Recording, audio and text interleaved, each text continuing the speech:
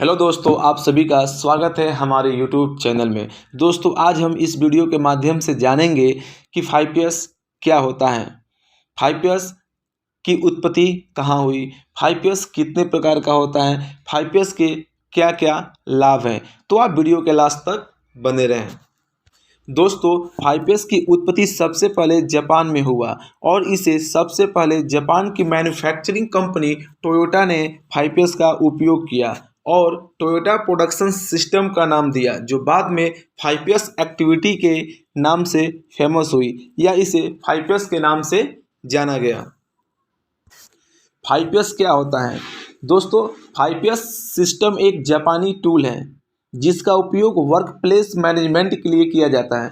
दोस्तों, ये सटीक आंसर है। दोस्तों, अगर आप किसी कंपनी में इंटरव्यू के लिए जाते हो, 5PS तो एक बहुत लंबी चीज़ है। अगर आपको बताने लगे तो वीडियो बहुत लंबी हो जाएगी। वैसे 5PS क्या है, इसे छोटे से शब्दों में हम कह सकते हैं 5PS सिस्टम एक जापानी टूल है।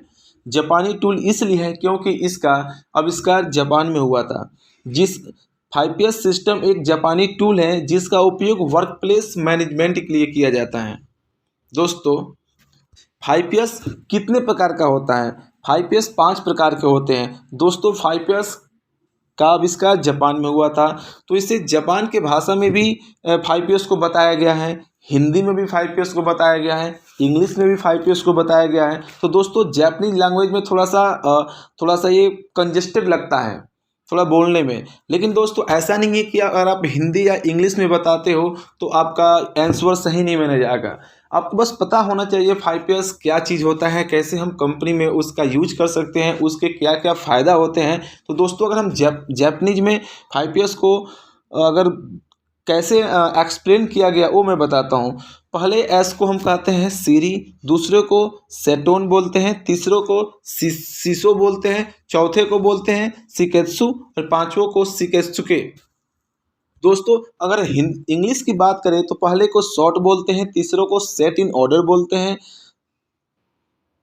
पहले को शॉर्ट बोलते हैं, दूसरों को सेट इन ऑर्डर बोलते हैं, तीसरे को साइन बोलते हैं, चौथे को स्टैंडर्डाइज बोलते हैं, पांचवा होता है हमारा सस्टेन। दोस्तों, अब हिंदी में आपको बताता हूँ। पहले का मतलब क्या होता है, शॉर्ट का मतलब क्या होता है, छाटना। दूसरा क्या होता है, सेट इन ऑर्डर मीन्स व्यवस्थित करना। तीसरा क्या होता है, साइन, साफ सफाई करना।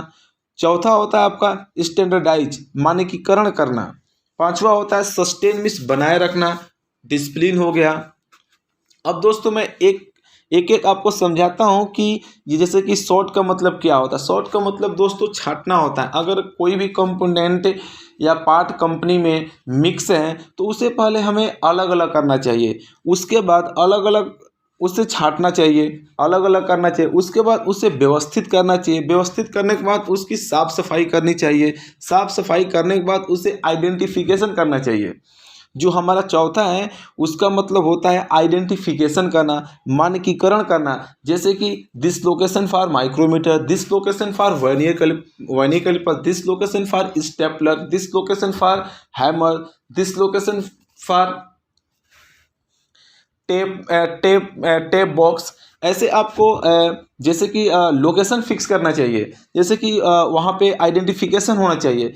पांचवा होता है हमारा सस्टेन मीन्स बनाए रखना। जो भी हमने ये प्रोसेस किया है, छाटा है, व्यवस्थित किया है, सफाई किया है, मानकीकरण किया है, उसको डेली रूटीन पे उसे करना चाहिए। अगर हम बीच बीच में अगर इसे हम डिसिप्लिन में डेली रूटीन पे अगर हम नहीं करते हैं तो फिर अब वैसे ही हो जाएगा, मिक्स हो जाएगा, तो कोई भी हमारा फ़ायदा नहीं होगा। दोस्तों, अब हम आपको बताने वाले हैं 5PS का क्या क्या लाभ है। दोस्तों, 5PS के लाभ भी होते हैं। अगर हम कंपनी में 5PS को अप्लाई करते हैं, यूज करते हैं, तो 5PS से हमें बहुत लाभ मिलते हैं। तो कार्यस्थल पर साफ सफाई रहती है।